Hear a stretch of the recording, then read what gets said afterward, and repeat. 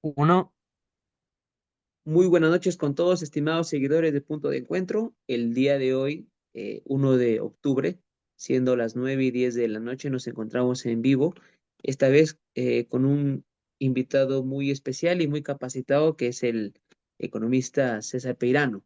Muy buenas noches. Buenas noches, Luis, ¿qué tal? Un gusto saludarte a todos los que nos están viendo. Gracias. Es la segunda vez que estamos en esta reunión. Eh, Pequeño espacio, pero que es productivo para los temas de interés nacional. Bien, iniciando con este tema tanto socioeconómico que estamos tratando, quisiera comenzar con una tesis. Eh, el Perú, si bien es cierto, como todos los países, tiene sus cuestiones internas y externas. Dentro de ella, vemos, y ese es a grandes luces, que nuestro país es un oasis en América Latina, ya que eh, por décadas, y por no decir desde el cambio de la Constitución en el año 93, eh, ha ido contrarrestando las fuerzas de copar el Estado. Y el mayor baluarte, o bueno, digamos, la mayor fortaleza ha sido el, el Banco Central de Reserva del Perú. Todos los gobiernos, todos los gobiernos, sin excepción, y actualmente vemos con este Congreso, injerencias, ¿no es cierto? O alguna especie de querer manipular. Pero como el BCR es una entidad independiente, ha ido, ha ido contrarrestando. Y vemos qué es lo que ha pasado en Brasil, qué es lo que ha pasado en Argentina, qué ha pasado en Venezuela, qué está pasando ahora en Bolivia, que los bolivianos se están recuyendo en el sol peruano. Está más fuerte la moneda en el sol peruano, ¿no? Entonces, esa es la tesis.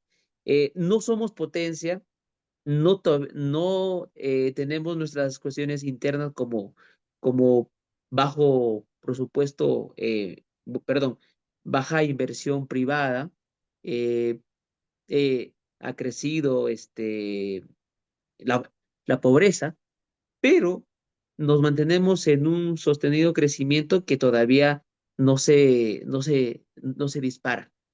Y las cuestiones externas, y a eso es lo que tenemos que ir esta vez, nos encontramos en un escenario de que el país se ha puesto pues a la vanguardia de la logística, de las importaciones, de las exportaciones, ¿no es cierto?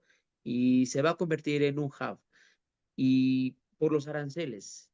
Y entonces estamos a puertas que se va a inaugurar el puerto de Chancay, pero también estamos en las elecciones, viviendo las elecciones de los Estados Unidos, en donde el candidato Donald Trump propone que los aranceles sea universal, el 20%.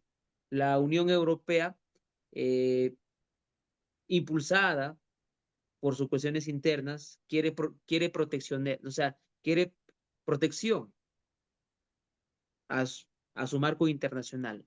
Usted, a manera de ver el mundo, ¿cómo usted está, digamos, analizando estas cuestiones de los aranceles? ¿Es viable un arancel general, a pesar que cada país tiene su tratado de libre comercio y China es el mayor socio comercial de la mayoría de países del mundo, por no decir más de 150 países, es socio comercial China? ¿Cómo ve este panorama económico mundial con las elecciones de Estados Unidos a la vanguardia?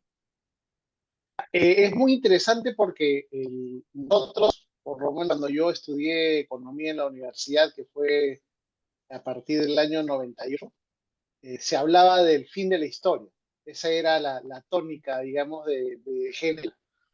¿Qué había pasado? Pues que en el año 89 cayó el muro de Berlín, se acabó el mundo bipolar el mundo capitalista había El modelo adaptado al económico, ¿no? mundo, claro, al mundo socialista, a la Unión Soviética, y esta globalización que venía, o creo que es la tercera globalización mundial, que venía impulsada a partir de los años 60 por el llamado Consenso de Washington, que es neoliberal, digamos, en su concepción, ¿no? Que, o sea, es una concepción, digamos, neoliberal en combinación con la socialdemocracia, que es lo que Fidel se impone. Y eso pues ya parecía que no tenía ninguna posibilidad de que aparezca otra opción política o social que pueda hacerle frente.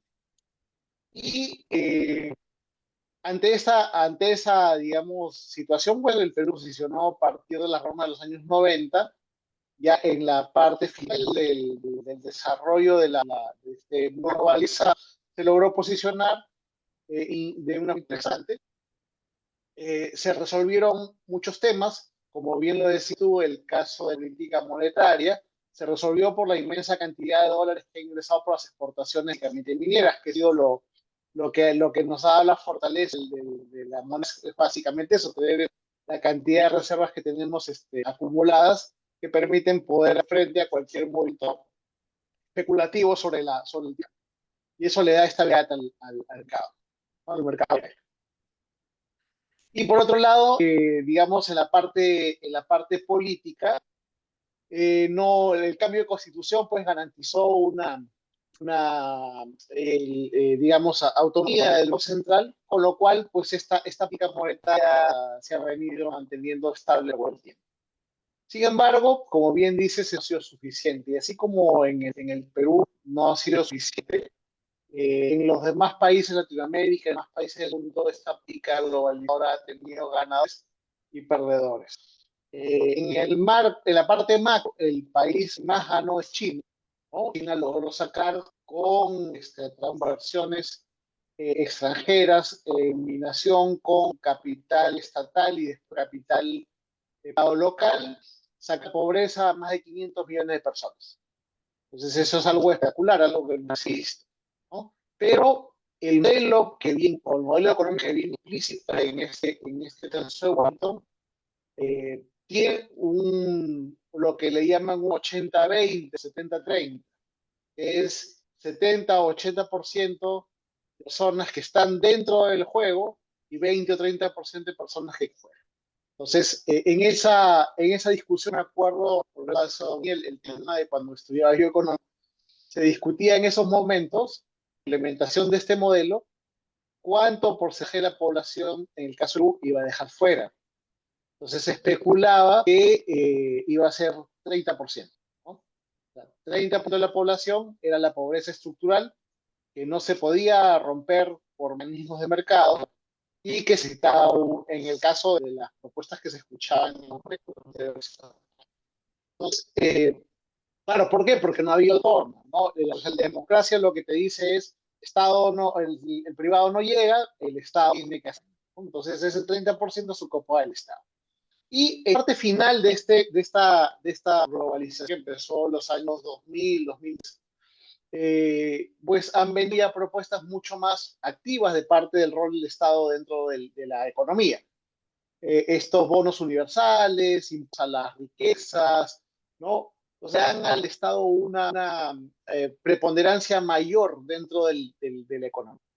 Y eso obviamente generó una reacción. Y la reacción no ha ido por el lado digamos, del socialismo o de algo parecido a lo que había hasta antes del Consenso de Washington o antes de la caída del muro de Berlín, sino algo Ujú. por una salida nacionalista, ¿no? Que ha cambiado la estructura de pensamiento y la estructura de propuesta económica muy fuertemente. Trump es un nacionalista. Trump tú no puedes ponerlo como un socialista o alguien de derecha extremo.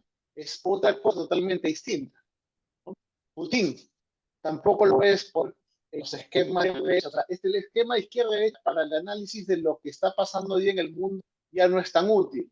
Aquí todavía, bueno, ya estamos en esa discusión de que si es de izquierda, que si es de derecha, pero realmente la tendencia más fuerte en la política mundial es al nacionalismo. Por eso es que la apuesta de Trump de los aranceles en ese sentido. Lo que él está diciendo prácticamente es, Proteccionismo, se ¿no? ve- es un cierto nivel de protección. Él que Claro. está diciendo es, yo tengo una industria, no quiero que mi economía se convierta en una 80-20, yo quiero una economía a pleno empleo, 100% gente trabajando con niveles de salario que le permitieron no solamente sobrevivir, no vivir dignamente. Eso es Ujú. a lo que apunta esta política.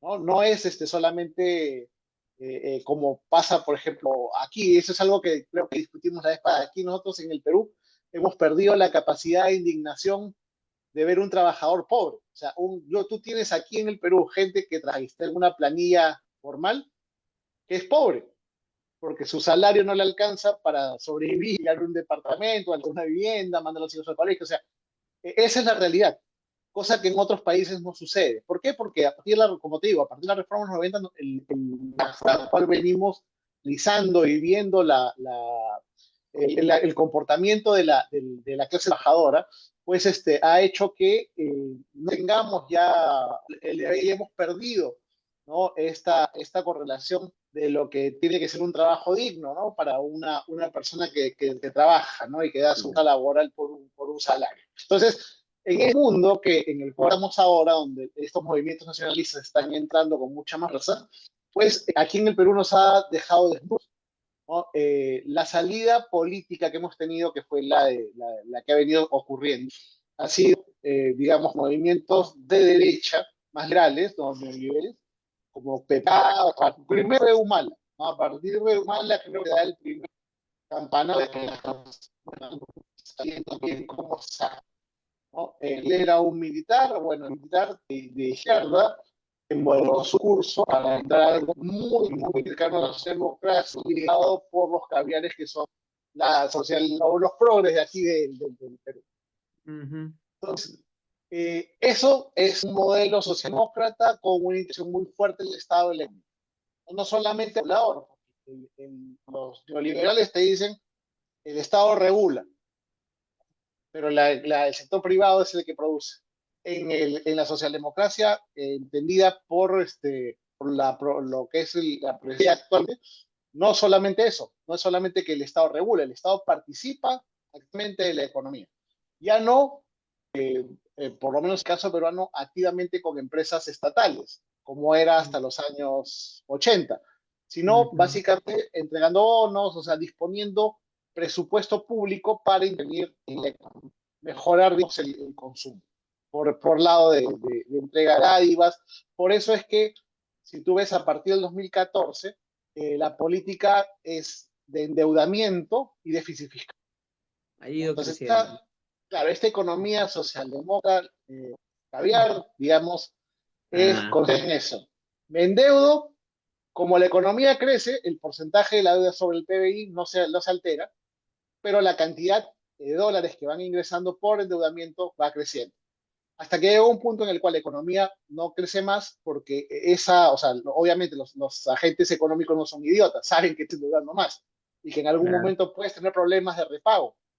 Entonces, dice, bueno, ya llegas a tu tope de endeudamiento, ya no te puedes endeudar tanto porque tampoco eres, pues, eres Estados Unidos que tiene la billetera abierta para endeudarse todo lo que quiere. Entonces, ahí es donde viene el problema, porque la economía deja de crecer, el porcentaje de deuda sobre el PBI empieza a aumentar, las alarmas se prenden y te quedas desnudo con un déficit fiscal alto, que hasta ahora no lo pueden controlar. De hecho, el problema principal que tenemos en este momento, el déficit fiscal, está incontrolable. Y Sí, ahí es sí, donde no lo he visto, viene, pues. claro, entonces ahí es donde viene de lo que está pasando en el mundo con la situación que vivimos aquí. Entonces, el modelo que he venido teniendo a partir del año 2011, que se, digamos, consolidó a partir del 2014 hasta este momento, ¿no? Ya no da más. Y está agotado. El ciclo es un ciclo económico que empezó en el año 2002, 2003, con Toledo, que llega a su cúspide con el presidente Alan García en el año 2008. De Ujú. viene la crisis de las hipotecas prime y empieza una desaceleración, digamos, constante pero pequeña, Con- hasta llegar Ujú, a Castillo, con el cual ya el ciclo llega totalmente. Entonces, ese ciclo económico ya terminó, y ujú, no hay digamos, una política desde el gobierno económico que te permita poder engancharte nuevamente a un esquema de precios internacionales como que tenemos ahora muy, muy interesante y que te permita poder solucionar los problemas que se han venido postergando desde mucho tiempo. Mira, es el caso, por ejemplo, de los jubilados, que el problema es histórico. O sea, los fondos de jubilación en el Perú se consumieron en los años 80, básicamente por la acción y por digamos, el préstamo que se hizo de esos fondos a la caja central para el pago de externo y varios otros más. O sea, fumaron todas las jubilaciones en los años fin de los 70 y los 80. Es el problema con los bonistas ahora que compran bonos del Estado, que repagar esas deudas. Tienes deudas con la reforma agraria, que son deudas que todavía no se han pagado. Tienes deudas ujú, contra los trabajadores, ¿no? Principalmente ujú. trabajadores estatales que ya están en el sistema CAS, que no los puedes pasar porque no estás en la capacidad de poder pagarles a todos, ¿no? Entonces, y así, tienes una deuda social muy grande que se ha venido postergada. En muchos casos tiene más de 40 o 50 años Ujú. postergada, y que ya la gente no está esperando que darle más tiempo al Estado, al gobierno para que la resuelva, sino que está buscando Claro. una solución ya de una salida, digamos, eh, de esquina, ¿no? De una salida extrema. Por eso es Quillo, por eso es que Antauro Mal está ahora, ¿no? Ujú.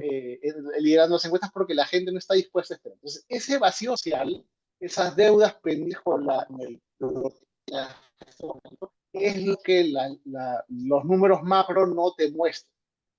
Claro. Eso se está viendo en la microeconomía. El problema es micro, ¿no? Y si tú pretendes un modelo 80-20, 70-30, en el cual el 30% de la gente fuera y la posibilidad de error, incluye la emergencia, digamos, especular de las economías ilegales, porque lo estamos viendo ahora a través de minería ilegal, a través de, bueno, lo que acá que es algo que viene desde hace mucho tiempo, solamente que recién mediáticamente ha tomado cuerpo, pero es algo que existe Está hace muchos desbordando, ¿no? Más años. que todo. Así Ujú, está es. desbordando. El, Claro, todo eso te genera un escenario, porque en algún momento esto va a reventar, ¿no? Va a reventar principalmente por el lado más débil, que es la gente del pueblo, ¿no? La gente de los ingresos.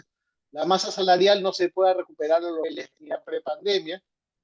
el ¿Por qué? Porque peor, crece el nivel de empleo, ni tampoco crecen los salarios. Entonces, y encima has tenido inflación, por lo tanto, la gente no recupera su capacidad de gasto, tiene un nivel de endeudamiento alto, ya lo estás viendo, están cayendo las cajas municipales, que son las que más cercanas a claro, la población crítica hay, ¿no? esta situación, están, claro, porque no tienen capacidad de pago, las pymes Mm, principalmente, y después van a venir las personas.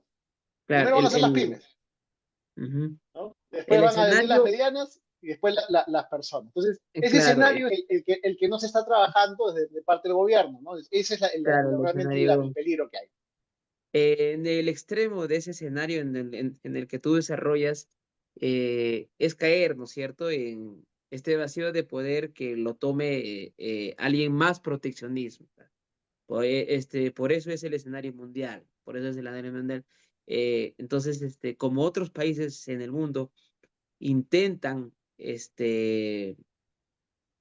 contrarrestar las fuerzas económicas de China, entran en este tema de este proteccionismo. Y el Perú no es ajeno a ello, ¿no? Entonces, lo que tú mencionas es cierto, ¿no? Entonces, todo este escenario puede explotar en que al Perú lo tome las manos personas más proteccionistas de lo que ya hemos visto. Entonces, eso de ahí creo que debería ser un poquito desmentido, porque la única salida es la inversión. No, pero ¿cómo generar eh, ese valor, ¿no es cierto? ¿Cómo lo llaman? Eh, ese valor agregado. económico, como lo, Ah, ajá, exacto, eso de una inversión, de un proyecto, el valor social. Ahí hay bueno, hay una tarea fuerte, pero el siguiente punto es, a todo lo sumado, el Perú, ¿qué debe hacer frente al escenario mundial que, por ejemplo, no está creciendo como se debe? Países, a pesar que China es fuerte, pero no está creciendo como debe ser. Estados Unidos, su presencia en el Perú no es tan, digamos, fuerte como antes, ¿no? Entonces, por ahí, el escenario mundial para la economía interna no es de lo tan agradable. ¿Qué es lo que tiene que potenciar el país? ¿Sus cuestiones internas, sus inversiones bueno, no? O ver las mejoras internacionales. mira, el tema que tenemos es que inevitablemente al tener tratados de libre comercio y gestión, o sea, manejo comercial con otros países, si los otros países con los cuales comerciamos te ponen aranceles, inevitablemente tienes tú que por reciprocidad, que ponerlos. Entonces, vas a irte, digamos, de alguna forma obligado a entrar a un esquema de protección. La cuestión es cómo hacerlo de forma eficiente.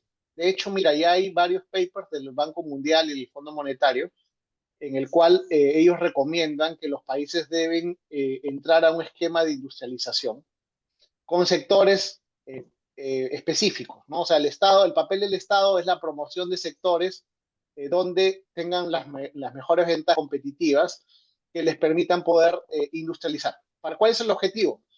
Que este 20%, 30% de gente que quede fuera pueda engancharse en un trabajo industrial que le permita poder vivir dignamente, ¿no? Ese es el objetivo. Ahora, la cuestión es cómo hacerlo. El problema que tuvimos en el Perú es que se quiso hacer algo similar muy desde la izquierda, en la cual el Estado tomaba, digamos, nacionalizó industrias, nacionalizó recursos estratégicos para poder generarse los recursos para poder industrializar. Y eso no funcionó. Cerraron la economía, pues, tipo de cambio fijo, y eso explotó por los años. Ese fue el modelo que se inició en los 50 industrialización, que lo lleva Velasco digamos, al extremo en el 68, y en el 76 estalla por los años, ¿no? Y desde el Ujú. 75 hasta el Claro. año 92 hemos vivido en crisis recurrentes de diversos tipos. Básicamente, ¿por qué? Porque ese modelo no genera dólares.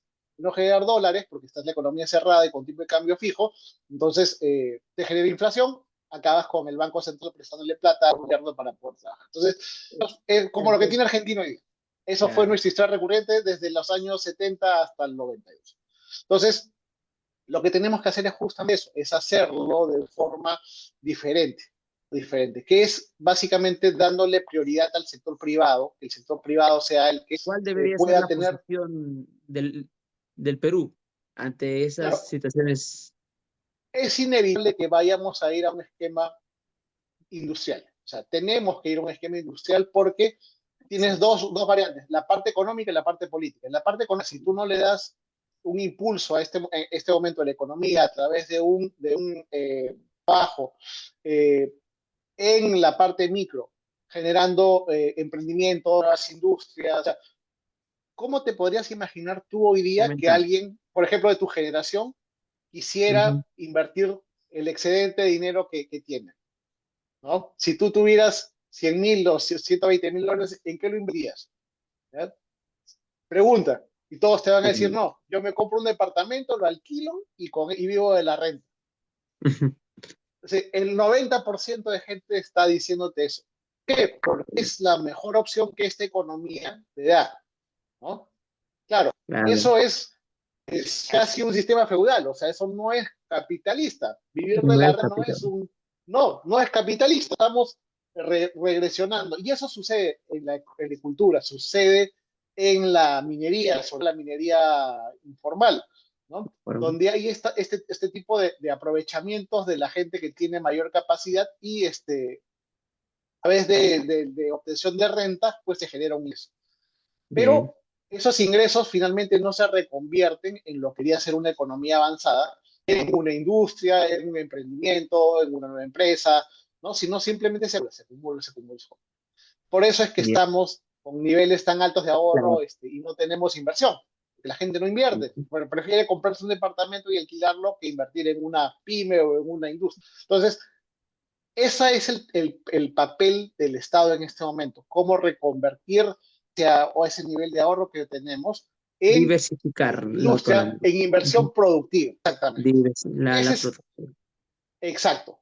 Aprovechando nuestros recursos naturales, el recurso minero, el recurso agrícola, implementando una política de electricidad y energía barata para la industria, ¿no? Entonces, Energía pero necesitas renovable, un ¿no? gobierno, claro, renovable y barata.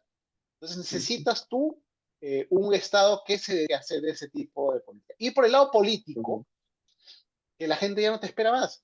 O sea, ¿qué le vas a decir a la gente más pobre? Oh, es que 35 años más a que vuelva a hacer otra reforma y vemos. O sea, la gente no te va a esperar.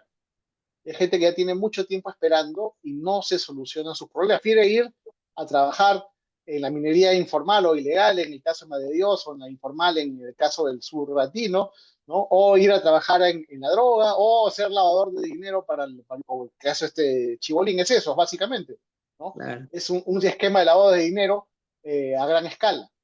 claro. Entonces, prefiere entonces riesgo que esperar 35 años más a que la economía resuelva tu problema. Entonces, si el Estado no empieza a tomar medidas o el gobierno a tomar medidas para poder solucionar la problemática social que tienes ahí, tienes una olla, digamos, de cerillos ahí, una olla a presión, está empezando a botar ya por cierto, y en un momento hasta allá. Entonces, es tan importante también que se la social que está llevando a cabo nuestro compañero Enrique Valderrama, ¿no? Para poder tener en la agenda toda esta problemática de la sociedad que tiene menos ingresos y que es la que tiene la urgencia de poder solucionar esto. Y si el Estado no se da una resta, por eso me pareció muy importante lo que dijo Enrique el otro día en una lista que le hacían de que la reconciliación tiene que ver con el pueblo, porque se ha dejado esta relación, digamos, de la política con las necesidades de la gente. Nos hemos dedicado a hacer, a caviarizar, digamos, el partido y a caviarizar la política y olvidando la agenda real de necesidades de la gente. Entonces, tienes ahí una conjunción de la parte político-social y la parte económica y no sé si este gobierno con estos Quedó claro. ministros esté en capacidad de hacerlo. Yo por lo que veo no. Pero está, o sea, la problemática existe. Y eso es lo que se tiene que procurar Pero esa es resolver. la línea, ¿no? Esa es la línea. Exacto. Claro. Así es. Bien. Bien, ese es cierto. Entonces, en conclusiones, por el tema económica, eh, impulsar, ¿no es cierto?, la productividad más que todo, porque con producción hay mayor apertura del mercado y mayores oportunidades para todos los peruanos.